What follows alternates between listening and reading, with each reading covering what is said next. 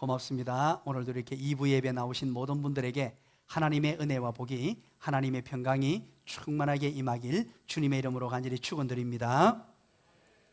제가 군대에서 군종병을 했었습니다. 경기도 가면 용인에 삼군사령부 영내에 선봉교회라고 있습니다. 그곳에서 군종병으로 그렇게 군생활을 하게 되고요, 선봉교회에서는 찬양대 지휘도 하고 찬양 인도자로 그렇게 또 섬기기도 하고, 또 어린이 부서를 맡아서 그렇게 어린아이들을 섬겼습니다. 어린이를 섬기는 가운데 여름 성경학교가 열리게 되었습니다. 많이 기도하고 고민을 했습니다. 이 아이들에게 어떻게 하나님의 말씀을 잘 가르칠까 하고 고민을 했습니다. 그때 당시에 우리 아이들이 군부대 내에 우리 장교, 하사관분들 아이들이 한 300여 명이 모였습니다. 유치부부터 시작해서 6학년까지 함께 여름 성경학교를 하게 되었습니다. 어떻게 아이들에게 말씀으로 잘 지도할까 고민하며 기도하는 가운데 믿음에 관한 것들을 좀 잘 설명해야 하겠구나. 이 믿음이 무엇인가? 신앙생활에 있어서 믿음이 가장 중요하기 때문에 믿음, 그래서 하나님께 모든 것을 맡겨드리는 믿음을 어떻게 설명할까 고민을 하다가 여름 성경학교가 시작이 되었습니다. 그리고 아이들 앞에서 설교를 하게 되었어요. 한 4살쯤 되는 유치부 아이를 한 명을 불러내었습니다. 그리고 이 자리에 이렇게 해서 올렸습니다. 딱 올려서 아이가 섰습니다. 그리고 이것을 가지고 믿음을 설명해 나가는 거죠. 이 아이에게 제가 멀찍이 떨어져서 얘야 뛰어 내려 받아줄게 라고 했습니다.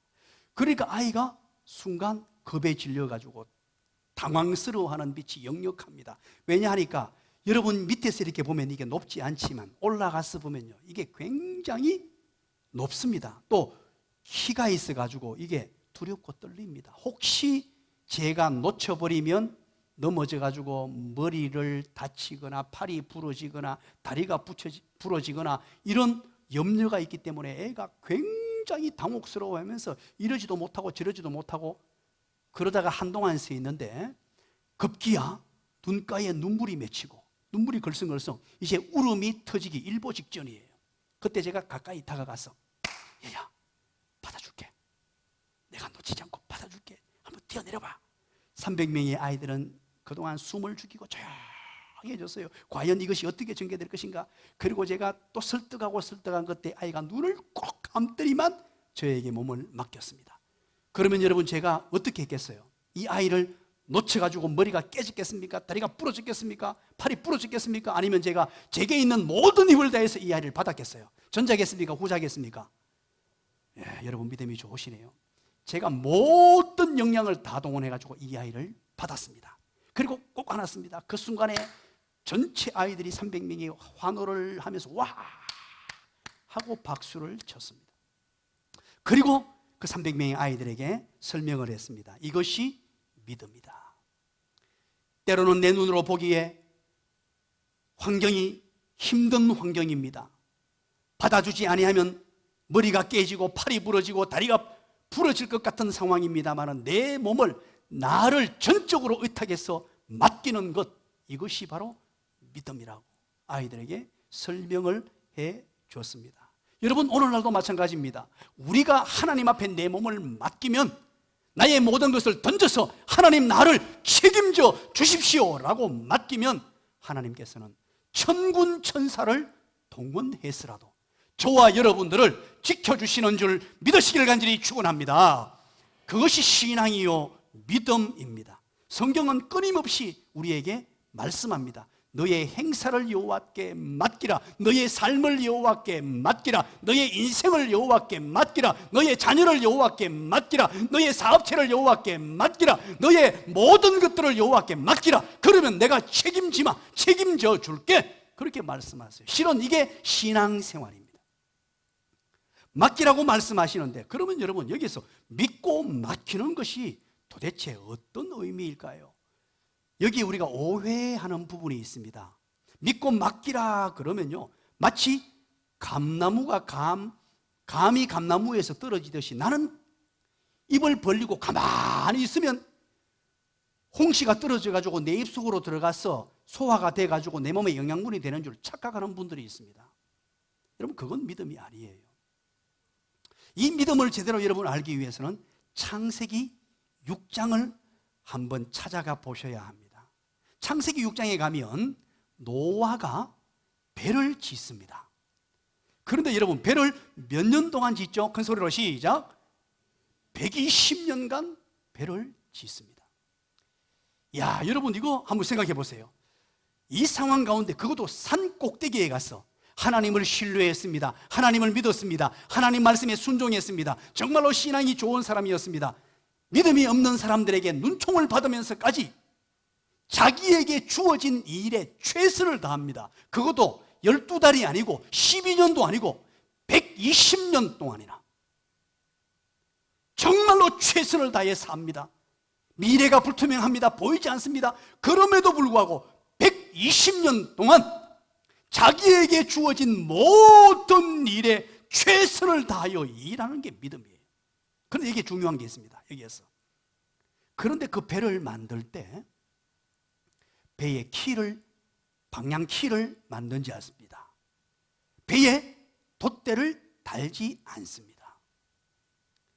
하나님의 명령에 따라서 120년 동안에 주어진 삶에 최선을 다해서 배를 만들었습니다만, 그러나 그 배의 주인 되시는 분은, 그 배를 운행하시고 배를 인도하시며 배가 나가도록 만드시는 분은 하나님임을 인정하고 그 배의 방향키를 하나님께 맡겨드리고 그 배의 돛대를 하나님께 맡겨드리며 하나님의 주인 되는 삶, 모든 것을, 그 방향키를 하나님께 맡겨드리는 것, 이것을 우리는 하나님께 맡겨드린다, 믿음 생활을 한다, 신앙 생활을 한다라고 말씀할 수 있습니다. 우리는 때로 인생의 키를 잡고 싶고 돛대를 움직이고 싶은 그런 욕구, 그 모든 자아가 우리 속에 일어납니다. 내 인생의 주인은 난데, 내 인생의 주인은 내가 주인인데, 내가 키를, 방향을 정하고 내가 돛대를 향해서 내 마음껏 살고 싶다는 마음이 들 때마다 말씀과 기도와 찬양과 순종으로 그것을 끊어버리는 삶을 살아야 합니다. 그래서 내 인생의 주인은 하나님임을 알고 하나님께 내 인생의 돛대를 맡기고 내 인생의 방향키를 맡기고 사는 것입니다. 그러면 하나님께서 저와 여러분의 인생을 책임져주는 은혜를 경험하게 될 줄로 믿으시기를 간절히 축원합니다. 오늘 그래서 우리는 출애굽기를 함께 펼쳐놓았습니다. 출애굽기 2장을 함께 펼쳐놓았는데, 여러분 430년간의 이스라엘 백성들은 이집트, 애굽의 종살이를 하게 되죠. 종살이를 하게 되면서 이게 드디어 하나님께서 하나님의 백성을 건져내시고 구원해 내시기 위해서 구원자 한 사람을 보냅니다. 그의 이름은 모세입니다. 사랑하는 여러분, 이때 당시에 보십시오. 이 430년간의 종살이를 하면서 고된 생활을 했습니다. 힘겨운 여정을 걸었습니다. 어려운 삶을 살았습니다. 그런데 7절을 한번 보시죠. 1장 7절 한번 읽어볼까요? 1장 7절 한번 봅니다. 다 같이 봅니다. 시작. 이스라엘 자손은 생육하고 불어나 번성하고 매우 강하여 온 땅에 가득하게 되었더라. 참 신기하지 않습니까? 이런 남의 땅에 들어가서 이집트의 종살이를 하면서 430년간을 보내게 되는데, 이스라엘 자손이 그 와중에 생육이라는 단어가 있습니다. 불어났다는 단어가 있습니다. 번성했다는 단어가 있습니다. 그뿐만 아니라 매우 강하여 라고 표현합니다. 그리고 온 땅에 이스라엘 백성들이 가득했더라.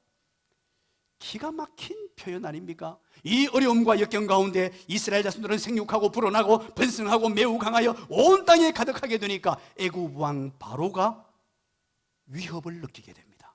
야, 큰일 났구나. 이러다가 우리 이집트가 저 이스라엘 백성들에게, 히브리 민족에게 먹히겠구나.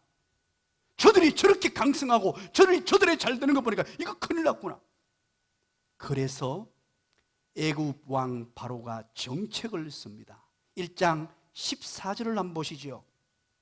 감독들을 그들 위에 세우고 그들 위에 무거운 짐을 지운데, 짐을 지어서 괴롭게 하기 시작합니다. 힘들게 하기 시작합니다. 그들에게 바로를 위하여 국고성 비돔과 람셋을 건축하게 했습니다.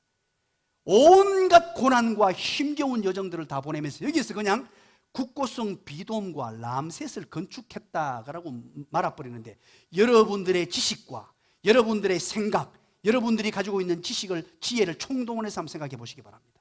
이집트 그러면은 건축술에서 최고였어요.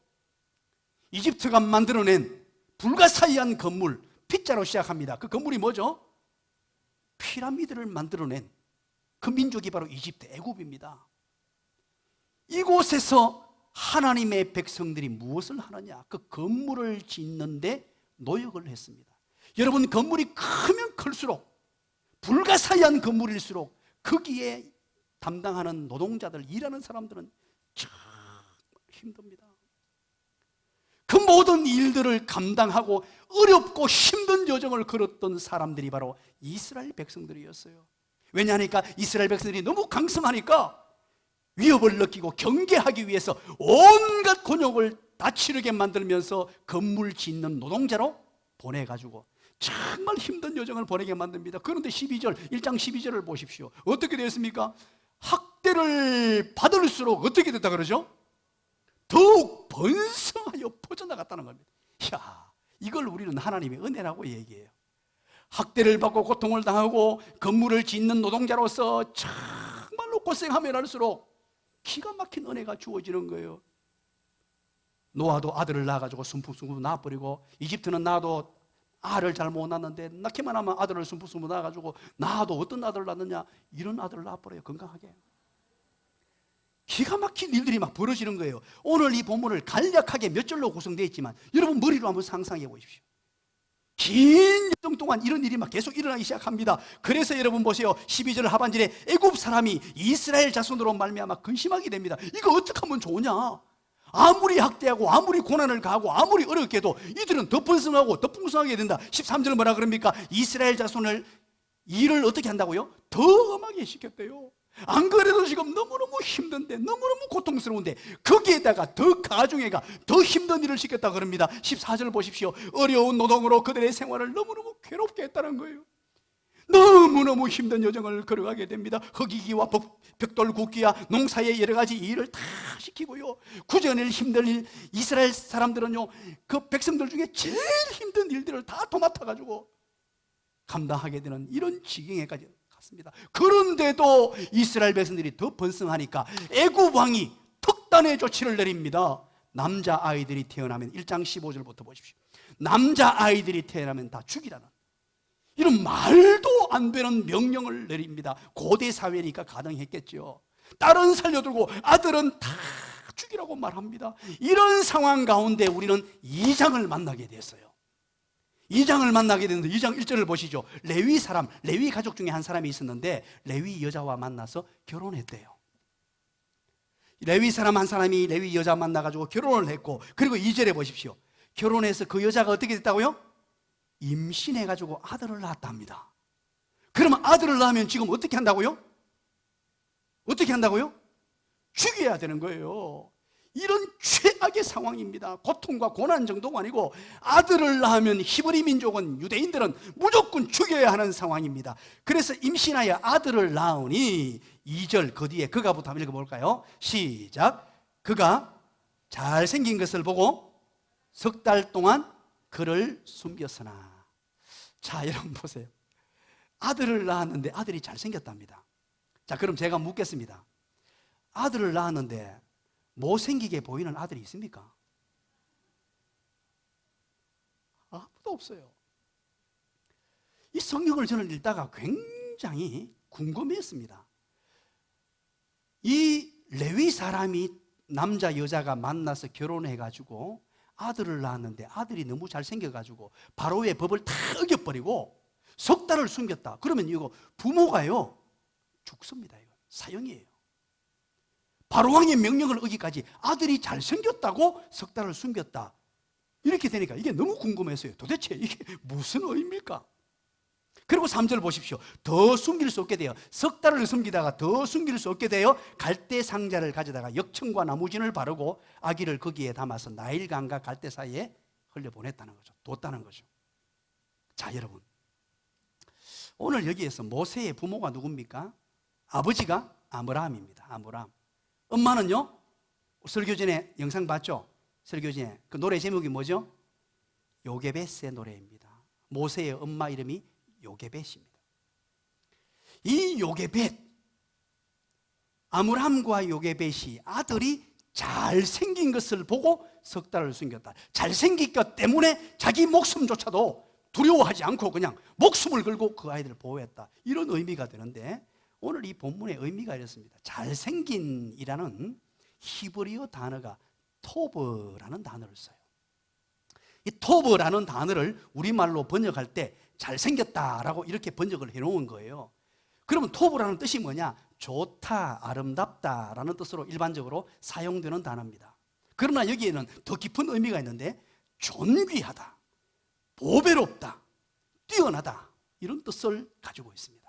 그래서 이 토브라는 단어가 사용되면 구약 성경에는요, 존귀한 자, 보배로운 자, 뛰어난 자, 영원한 자, 막 이렇게 번역되는 단어입니다. 자, 그럼 여러분, 토브라는 단어도 중요하지만 잘생긴 것을 보고라는 단어도 중요합니다. 우리말로는 그냥 눈으로 봤다라는 정도로 번역이 되어 있습니다만, 이 보고라는 단어는 와테레라는 히브리어를 써요. 와테레. 이 보고라는 단어는 와테레의 원형이 라라는 단어입니다. 단순히 눈으로 보는 것만을 의미하는 단어가 아니에요. 이것은 보다 포괄적인 인식을 나타내는 말로서 알다, 생각하다, 깨닫다, 이런 뜻을 가지고 있는 단어예요.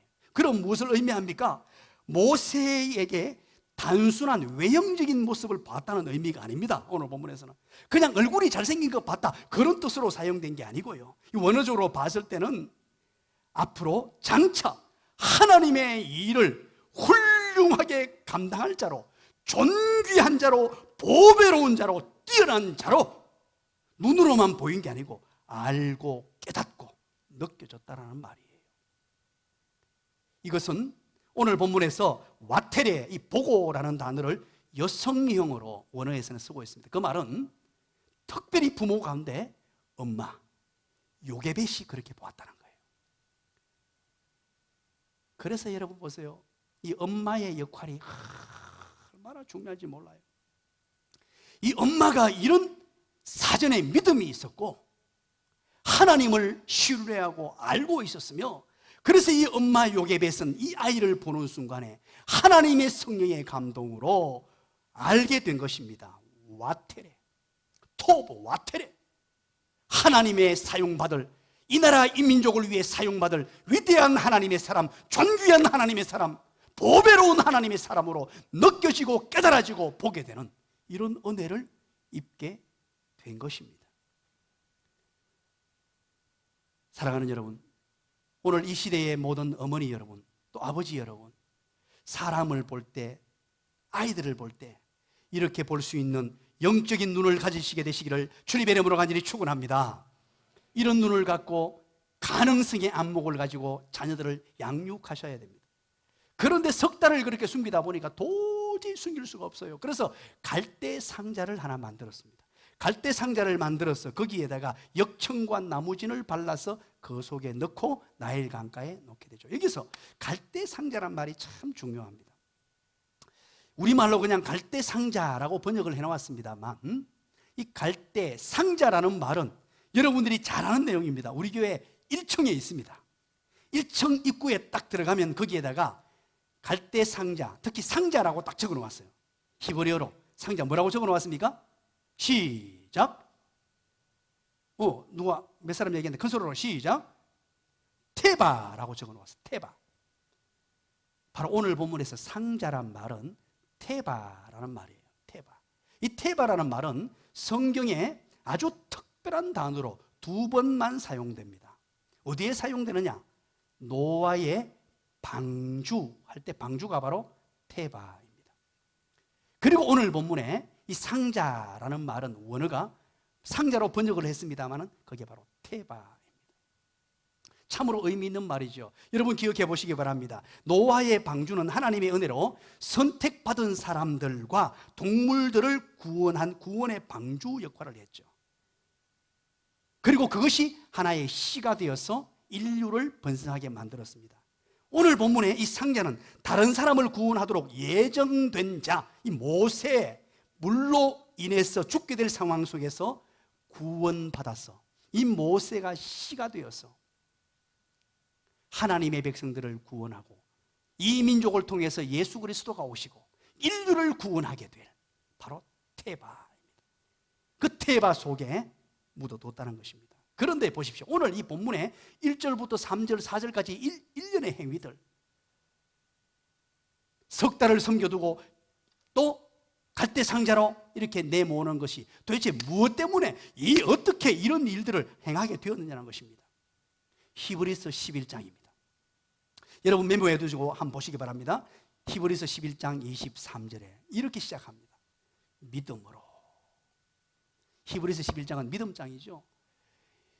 이렇게 석 달을 자기 생명까지도 이를 각오를 하면서 아들을 보호하고 지키고 나무 상자를 만들어서 갈대 상자를 만들어서 이렇게 나일강으로 내보내면 죽을 수도 있고 아들이 잘못될 수도 있음에도 불구하고 이 모든 일들을 행한 것은 히브리서 11장 23절 믿음으로 모세가 났을 때에 그 부모가 아름다운 아이임을 보고 석 달 동안 숨겨 왕의 명령을 무서워하지 아니하였으며 라고 말합니다. 그렇습니다, 여러분. 자기 목숨까지 담보했던 이유가 바로 믿음 때문이었습니다. 갈대 상자에 역청을 바르고 송진을 바르고 그렇게 바다로 내몬 이유도 바로 하나님을 향한 믿음, 맡기는 행위였습니다. 하나님, 이제 제가 할 수 있는 것 다 했습니다.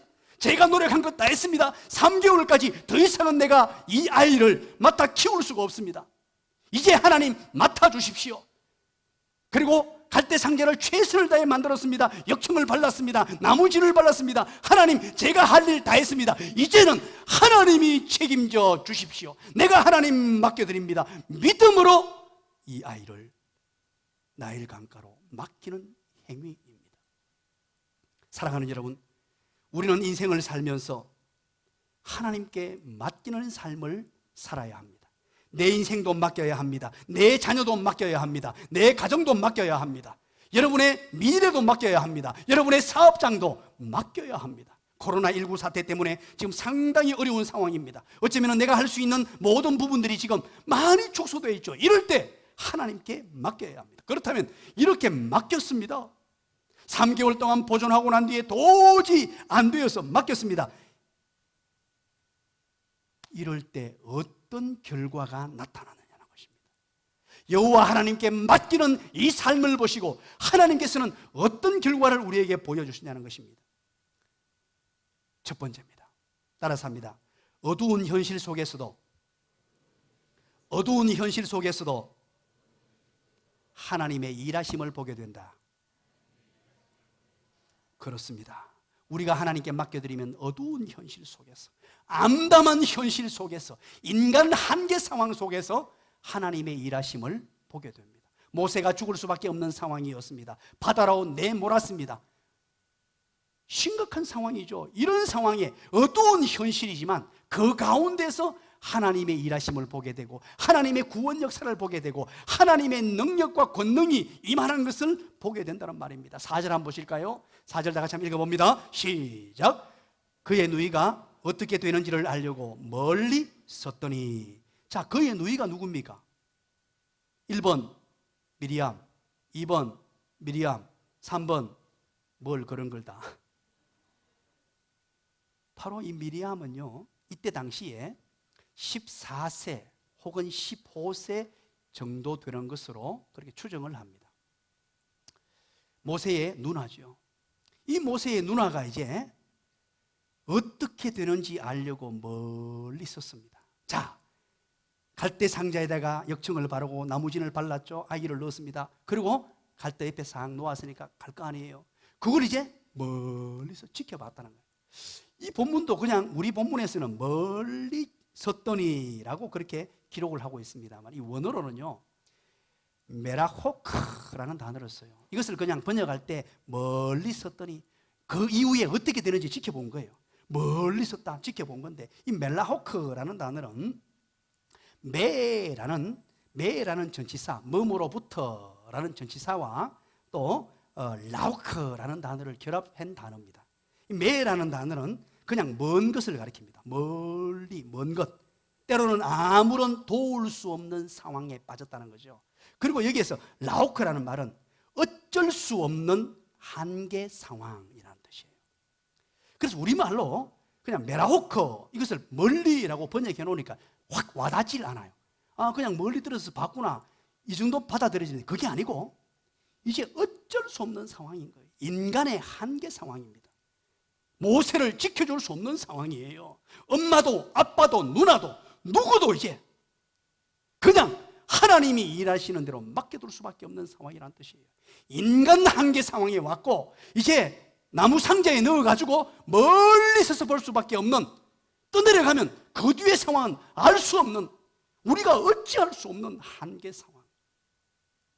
그 말이 바로 이 멀리, 메라호크라는 단어예요.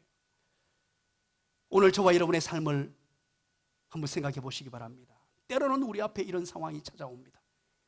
우리가 어쩔 수 없는 상황, 내 노력, 내 능력, 내 힘, 뭔가 해볼 수 없는 상황. 어쩌면 코로나19 상황이 그런 상황은 아닌가, 그런 생각을 해보게 돼요.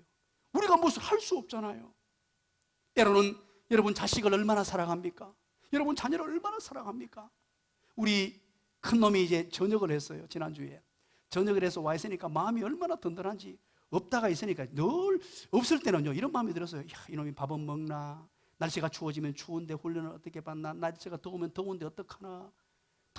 늘 마음 한켠에 늘 이렇게 이 속에 뭔가 이렇게 담겨 있었어요. 그런데 저녁을 해서 집에 옆자리에 툭 앉아 있으니까요, 지 애비를 닮아가 얼굴도 잘생긴 데다가 이게 마음이 평안해지는 거죠. 그런데 여러분, 모든 것 다 해주고 싶지만 아이에게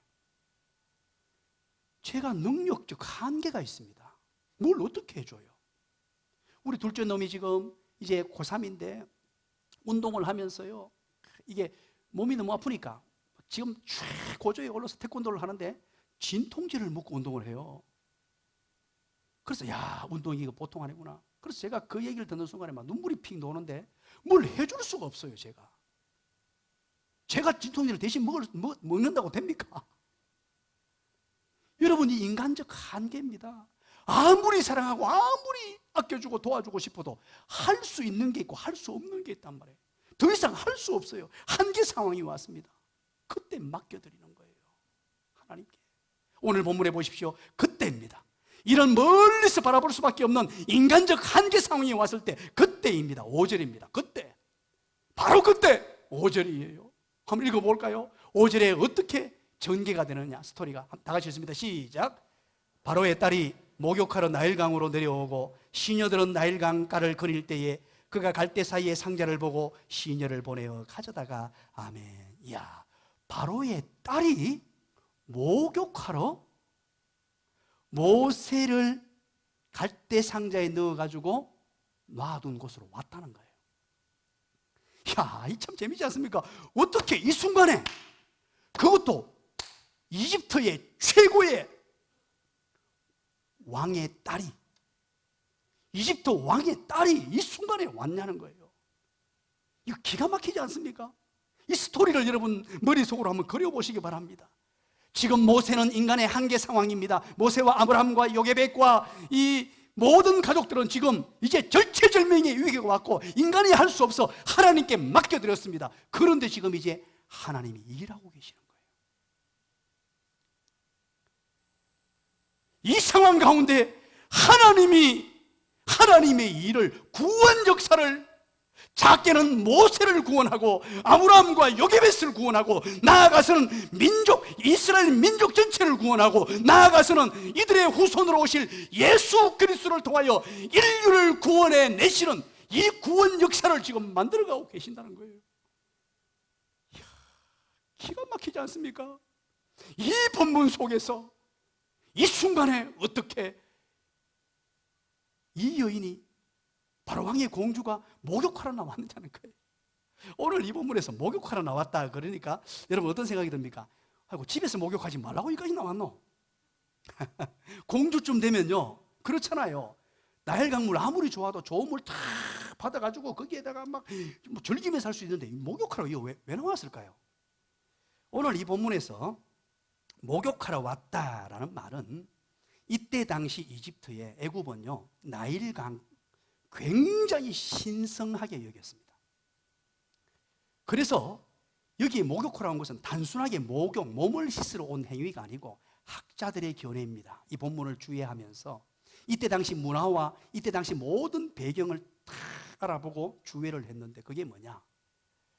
이때 이 공주가 아기가 없었대요. 아이를 낳지는 못했대요.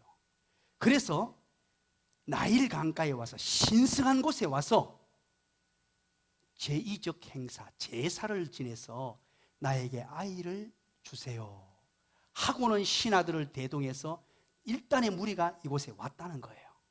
오늘 본문은 이게 다 숨겨져 있습니다. 자, 그런데 여러분 보세요. 이제 바로의 바로의 딸이 이곳에 모여가지고요, 어떻게 했겠습니까?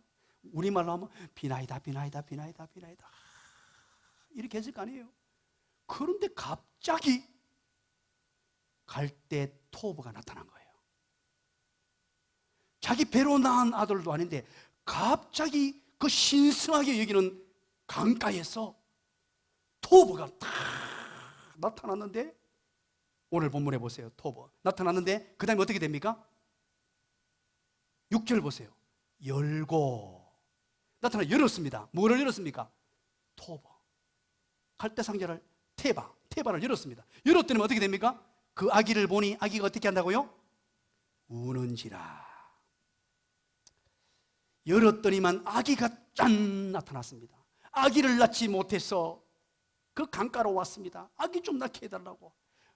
무자식을 한 사람이 애타는 마음으로 왔는데 갑자기 짜잔 하고 그 강줄기에서 상자가 하나 나타나더니만, 상자를 열었더니만 응애 하고 막 소리가 진동합니다. 그것도 앞에서 말했잖아요. 잘생긴 아기가. 하나님께서는 이렇게 일하고 계세요. 우리가 여호와 하나님께 맡겨드리면 내 인생의 돛대도 하나님께 맡겨드리고 내 인생의 방향키도 하나님께 맡겨드리면서 나는 멀찍이 할 것이 없어서 멀리 떨어져서 지켜볼 뿐이고 하나님 책임져 주세요 할 때, 하나님은 역사하시고 일하시고 하나님의 방법대로 운행하시면서, 하나님께서는 지금 이 순간에도, 우리가 흑암으로 느끼는 지금 이 순간에도, 우리가 깜깜하게 느끼는 지금 이 순간에도, 우리가 고통 중에 있다고 생각하는 지금 이 순간에도 하나님은 역사하고 계시고 하나님은 일하고 계시는 줄 믿으시기를 간절히 축원합니다. 인간의 한계 상황 속에 일하시는 하나님. 우리는 코로나19 또는 인간의 역경과 고난, 가정의 문제, 사업상의 문제, 이런 문제가 일어날 때 겸손하게 한 발짝 뒤로 물러서서 멀리 서서 하나님께 맡겨드리기를 원합니다. 그러면 하나님이 일하실 것입니다. 두 번째입니다. 따라서 합니다. 사람의 마음을 얻는 복을 주신다. 자, 6절 한번 읽어봅니다. 이 하나님이 일하시고요, 두 번째는 사람의 마음까지도 하나님이 얻게 만드십니다. 6절 다 같이 읽습니다. 시작. 열고 그 아기를 보니 아기가 우는지라. 그가 그를 불쌍히 여겨 이르되 이는 히브리 사람의 아기로다. 아멘. 바로의 딸이 아기가 우는 것을 보는데요, 여러분 보세요. 아기를 봤는데 그냥 이 히브리 아기네, 히브리 아기로다 했잖아요. 우리 아빠가, 우리 왕이 죽이라고 했어. 키우면 안 돼. 그리고 죽이면 어떨 거예요? 분명히 히브리 아기인 줄 아는데 아기가 우는 모습을 보고 어떤 마음이 생겼냐? 긍휼히 여기고 불쌍히 여기는 마음이 생겨버렸습니다. 마음이 움직였다는 거예요. 참 기가 막히죠. 이 상황 가운데 아버지의 명령보다도, 아버지가 다 죽이라고 하는 그 엄청난 아버지의 명령보다도 더 큰 것이 뭐냐니까 마음이 움직여 버렸습니다. 그 아이를 향한 긍휼히 여기고 불쌍히 여기고 막 움직이가지고요, 막 그 아이에 대한 갑자기 모든 애정이 거기에 쏟아부어지게 됩니다. 사랑하는 여러분, 우리 인생 방향키와 돛대를 하나님께 맡겨드리면, 갈대 상자에 모세를 넣어서 하나님이 어떻게 하시는지 맡겨드리면, 하나님 책임져 주십시오라고 맡겨드리면 그 이후에는 하나님이 일하세요. 하나님의 방법으로 일하십니다. 그런데 특별히 도울 자를 붙여주시고 함께할 자를 붙여주시고, 심지어 원수라고 생각했던 수많은 사람들의 마음을 움직여버려요. 기가 막힙니다. 전혀 예상하지 못했던 사람들의 마음을 움직여가지고 내 인생에 우군이 되게 만드시고, 내 인생에 필요한 사람이 되게 하시고, 내가 나아갈 방향에 도울 자가 되게 하시고, 협력자가 되게 하시고, 기가 막힌 일들을 해나가신다는 거예요. 이야, 멋지지 않습니까? 바로 히브리 사람을 죽이라고 한 바로 왕의 딸이 하나님의 백성을 구원해내고 모세를 구원하는 자로 이렇게 등장할 줄 누가 알았겠어요? 등장 밑이 어둡다고 가장 안전한 곳입니다. 누구도 해하지 못할 가장 안전하고 가장 완벽한 것을 바로의 딸을 통하여 지금 일하고 계시는 하나님, 그 여인의 마음을 움직이셔서, 그 여인의 마음을 통하게 하셔서 하나님의 일을 하게 하시는 하나님, 기가 막힌 하나님의 역사요 은혜입니다. 사람의 마음을 얻게 하는 복입니다. 제가 우리 자녀들이, 우리 교회 아이들이 시험을 칠 때나 입사를 앞두고 있으면 제게 와서 기도 부탁도 하고 인사도 합니다. 많은 아이들이 목사님 면접 보러 갑니다, 기도해 주십시오. 그러고 오거나 하면 늘 제가 기도를 거의 잊지 않고 하는 기도가 있습니다. 그 기도가 뭐냐니까, 하나님, 우리 귀한 아들, 우리 귀한 딸, 우리 귀한 경구, 이러면서 이제 기도를 해주는데요. 하나님 아버지, 면접 보러 갑니다. 우리 아이에게 우리 아이가 면접관 앞에 섰을 때에 아수레오 왕 앞에 에스더 같게 하여 주시옵소서. 아수에로 왕 앞에 에스더 같게 하여 주시옵소서. 이런 기도를 해요. 자, 여러분 이거 아십니까? 이스라엘 백성들이 하만 때문에 다 죽게 되었어요. 에스더스에 보면 하만 때문에 이스라엘 백성들이 전체가 죽게 되었는데, 그때 당시 왕후가 누구냐니까 에스더였습니다. 그래서 에스더가 왕을 찾아갑니다. 그런데 이때 당시는 왕이 부르지 않는데 찾아가면은 죽여도 무방합니다. 그래서 죽으면 죽으리라는 마음으로 왕을 찾아갑니다. 왕에게 찾아갔을 때 왕이 에스더 왕후를 죽여도 무방했어요. 그런데 하나님이 마음을 동하게 만들어 놔버렸어요. 에스더가 왕을 찾아갔는데 그때 왕이 뭐라고 대답하는 줄 아십니까? 에스더 5장 3절입니다. 여러분 나중에 메모해뒀다가 한번 찾아보세요. 뭐라고 읽어드릴게요. 5장 3절입니다.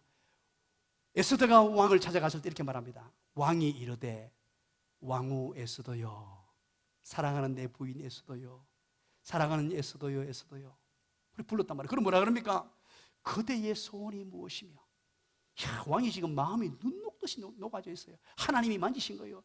그대의 소원이 무엇이며 그대의 요구가 무엇이냐? 이 나라의 절반이라도 그대에게 주겠노라. 하나님이 왕의 마음을 움직이도록 만들어 버렸어요. 기가 막히죠?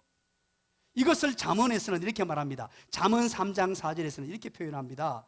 네가 하나님과 사람 앞에서 은총과 귀중히 여김을 받으리라. 아무도 아멘 안 하시네요. 다시 한번 얘기하겠습니다. 네가 하나님과 사람 앞에서 은총과 귀중히 여김을 받으리라. 이런 은혜를 경험하게 되시길 간절히 축원합니다. 하나님으로부터 은총을 받고 귀중히 여김을 받을 뿐만 아니고 사람으로부터 은총을 받고 사람으로부터 귀중히 여김을 받는 마음을 얻는 자 말이에요. 우리가 이 땅을 살아가면서 사람의 마음을 얻는 것이 얼마나 중요합니까? 사람과 함께 더불어 살기 때문에 여러분 사람의 마음을 얻을 수 있어야 돼요. 수많은 사람들 도울 자가 덕지덕지 붙어야 됩니다. 여러분의 직장에서, 여러분의 가정에서, 여러분의 자녀의 인생 가운데 도울 자가 붙고 함께할 자가 붙고, 때로는 원수 같은 자가 내 인생에 도움이 되는 자로 바뀌고, 내 인생을 그렇게 힘들게 만들었던 그가 도리어 변해서 내 자녀의 인생에 큰 유익을 주는 사람으로 바뀌어지는 역사가 나타나기를 주님의 이름으로 간절히 축원합니다. 여러분 남편에게 은총과 귀중히 여김을 받으시기를 간절히 축원합니다. 아이고, 남편이 더 큰 소리를 아멘 하시네. 여러분 아내에게 은총과 귀중히 여기심을 받게 되기를 간절히 축원합니다. 여러분 자식들에게 은총과 귀중히 여기심을 받는 분들 다 되시기를 간절히 축원합니다. 여러분 부모님에게 은총과 귀중히 여기심을 받으시기를 간절히 축원합니다. 여러분의 거래처 사람들에게, 여러분의 동료들에게, 여러분의 수많은 지인들에게 귀중히 여기심을 받으시기를 간절히 축원합니다. 이것은 사람이 한다고 되는 게 아니에요. 여러분처럼 목회하면서 너무나 잘 압니다. 사람의 노력으로, 사람의 힘으로 신방한다고, 전화한다고 되는 게 아니에요. 이것은 하나님께 맡겨드릴 때 하나님이 마음을 움직여 주셔야 되는 줄 믿으시기를 간절히 축원합니다. 마지막 세 번째입니다. 따라서 합니다. 반드시 구원을 얻게 되고, 반드시 구원을 얻게 되고, 필요한 모든 것을 공급받는다. 그렇습니다, 여러분. 내 모든 인생의 키를, 그리고 돛대를 주님께 맡겨드리는 인생이 되면 우리의 삶의 현장에서 어떤 역사가 나타나느냐? 그 모세가 구원받고, 모세가 구원받을 뿐만 아니고 모세를 통하여 그의 후손들, 하나님의 역사가 이루어져서 그의 후손들, 놀라운 구원의 역사가 나타날 뿐만 아니고 거기에 필요한 모든 것들을 공급해 주시는, 그래서 우리는 공급받는 역사가 나타납니다. 7절 한번 볼까요? 그의 누이가 바로의 딸에게 이르되, 그의 누이가 누굽니까? 미리암이죠. 미리암이 지금 14살 혹은 15살입니다. 그 어린아이가 누구에게 말을 하고 있어요? 바로의 딸에게 지금 말을 합니다. 이거 여러분 이해가 됩니까? 이집트라고 하는 나라는요, 이때 당시 최강의 나라입니다. 그 공주예요. 히브리 종살이하는 한 여인이 아무렇게나 만날 수 있는 상황이 아닙니다. 그런데 신비로운 일이 발생했어요. 이 미리암이 바로의 딸에게 가서 말합니다. 내가 당신을 위하여 히브리 여인 중에 유모를 불러다가 이 아이에게 젖을 먹이게 하리까. 참 기가 막힌 일이 발생했어요. 그랬더니만 또 뭐라 그럽니까? 바로의 딸 공주가 8절에 보십시오. 바로의 딸 공주가 뭐라 그럽니까? 그에게 이르되 가라 하며 그 소녀가 가서, 미리암이 가서 그 어머니를 불러왔습니다. 누구를 불러왔냐니까 요게벳을 불러왔단 말이에요. 진짜 엄마를 불러왔단 말이에요. 그래서 9절 한번 읽어볼게요. 어떤 역사가 나타나는지. 9절 시작. 바로의 딸이 그에게 이르되 이 아기를 데려다가 나를 위하여 젖을 먹이라. 내가 그 삭을 주리라. 여인이 아기를 데려다가 젖을 먹이더니, 바로의 공주가 뭐라 그럽니까? 모세에게 젖을 먹이라 그러면서 누구를 위해서 먹이라 그래요? 나가 누굽니까? 공주입니다. 정말 아이러니하지 않습니까? 이 스토리가 여러분 어떻습니까? 나를, 공주가 말하기를 모세 엄마한테 나를 위하여 이 아이에게 젖을 먹여달라. 그러면 뭐 주겠다고요? 월급 줄게, 돈을 줄게. 참 재미있는 이 스토리입니다. 이 하나님이 일하시는 방법인데, 여러분 보세요. 여기에서 유모라고 말하죠. 유모. 오늘 이 본문에서 이제 유모를 붙여줄게라고 미리암이 얘기를 합니다. 14살, 15살 먹은 아이가. 그러면 여기서 이제 저변에 깔려 있는 것을 여러분 기억하셔야 돼요. 이때 당시 아므람과 요게벳과 미리암, 이 가정은요, 하나님께 모든 걸 맡겼고 신앙이 정말로 출중했다는 것을 여러분 이해하셔야 돼요. 이 본문에서. 그래서 여러분 보십시오. 이때 하나님께서 이루어 주실 것을 믿었기 때문에 공주에게도 담대하게 얘기하는, 이 담대함이 어디서 나왔겠어요? 지금 하나님이 일하고 계신다는 것을 이 아이는 알았던 거예요. 하나님께 맡겨드리니까 지금 하나님이 운행하고 계시는구나, 하나님이 일하고 계시는구나, 이걸 알았기 때문에 담대함으로 유모를 구해 줄까요? 그런데 여기서 유모라는 단어가요, 유모라는 단어가 이스와 메네게터라는 단어를 써요. 이스와 메네게터. 이 메네게터라는 단어는요, 젖을 빨다라는 야나크에서 나온 단어입니다. 이 야나크는 젖을 빨게 하다, 젖먹이다, 양육하다라는 뜻의 분사형으로 쓰여지고 있습니다. 그리고 이스와라는 단어는 여자라는 뜻입니다. 그래서 단순히 이 단어를 그대로 유모라고 번역된 단어 이스와 메네게터를 번역하면, 단어를 그대로 번역하면 이렇습니다. 젖을 먹이는 여자, 또는 젖을 먹여 양육하는 여자라는 뜻이에요. 그런데 이 단어가 이때 당시 어떻게 사용되느냐?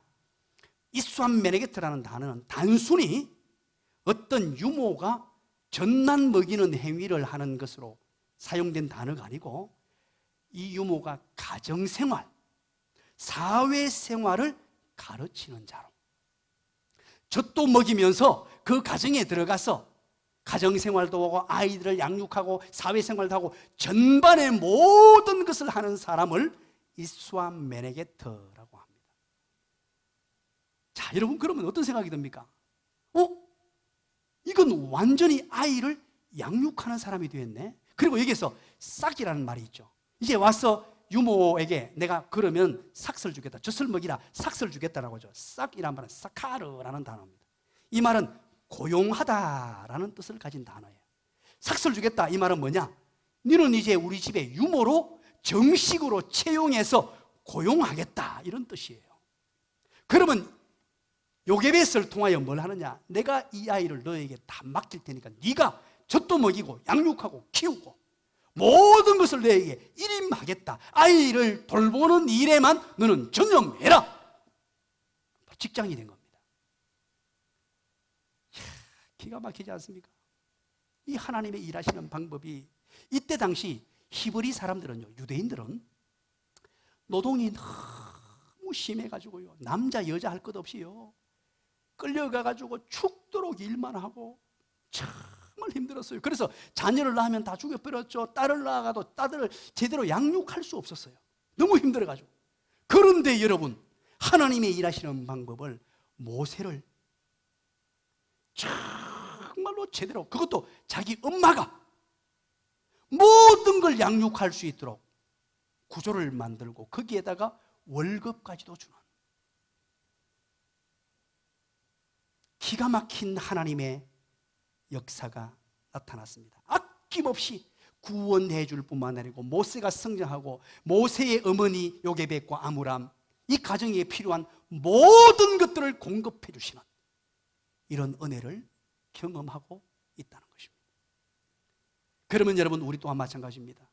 하나님께 맡겨드리는 인생, 내 인생의 돛대를 하나님께 맡겨드리고 내 인생의 방향키를 하나님께 맡겨드리면 하나님은 우리의 어려움 속에서, 우리의 곤란과 환난 가운데서 구원해 내실 뿐만 아니고 내게 필요한 모든 것들을 공급해 주시는 분임을 믿으시기를 간절히 축원합니다. 말씀의 결론을 맺습니다. 우리는 지금 코로나19 사태라는 이전에 경험해보지 못했던 일상의 삶을 살고 있습니다. 일상생활이 모두가 무너져 버렸습니다. 이 순간에는 이 전염병, 우리가 할 수 있는 일이 없습니다. 이때 하나님께 모든 것을 맡겨야 합니다. 하나님께 모든 것을 맡기면 이 어두운 현실 속에서, 암담한 현실 속에서도 하나님의 구원 역사를 보게 되고 하나님의 일하시는 것을 보게 되며 사람의 마음을 얻는 복을 주시는데, 하나님과 사람 앞에서 은총과 귀히 여김을 받는 복을 주신다라고 말씀합니다. 그럴 뿐만 아니고 반드시 하나님의 사람들을 구원해내시고 필요한 모든 것들을 공급해 주신다고 말씀합니다. 그렇다면 우리는 지금 이 시점에서 어떻게 하나님께 모든 것을 맡겨드리는 삶을 살까요? 무엇이 하나님께 맡겨드리는 삶일까요? 그것은 바로 구체적으로 적용하면 40일 천국 잔치입니다. 특별히 기도를 통해서, 기도는 하나님께 모든 것을 맡겨드리는 행위입니다. 코로나19로 말미암아 모든 것이 중단되어 버렸습니다. 그래서 우리 교회는 그럼에도 불구하고 우리의 심장부와 같은 기도회를 열려고 합니다.